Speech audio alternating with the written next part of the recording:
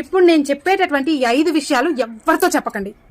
Last 5th one అయితే already మీరు face చేసే ఉంటారు. అందులో నెంబర్ 1, నా దగ్గర అస్సలు డబ్బులు లేవు అనే మాట మీ నోట్లోంచి రాకూడదు. ఎందుకంటే డబ్బులు లేని మనిషికి ఈ సమాజం ఎంత వాల్యూ ఇస్తుందో మీకు కూడా తెలుసు.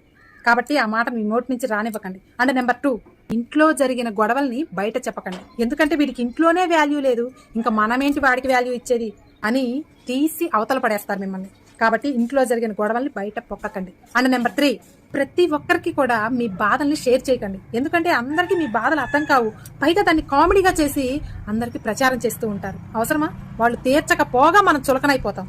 అండ్ నెంబర్ 4, లైఫ్ లో మీరు ఎలా ఎదగాలి అనుకుంటున్నారు అన్న విషయాన్ని ఎవరితో చెప్పకండి. ఎందుకంటే ఒకళ్ళు దాన్ని కాపీ చేయొచ్చు, లేదా మీరు ఎదగకుండా ఉండటానికి మీ కాళ్ళను పట్టుకుని కిందకి లాగే అవకాశం కూడా ఉంది. మనం ఎదగకపోయినా పర్వాలేదు, కానీ పక్క వాళ్ళు ఎదగకూడదు అనేటటువంటి సమాజం ఇప్పుడున్న రోజుల్లో ఉంది. కాబట్టి మీరు ఎలా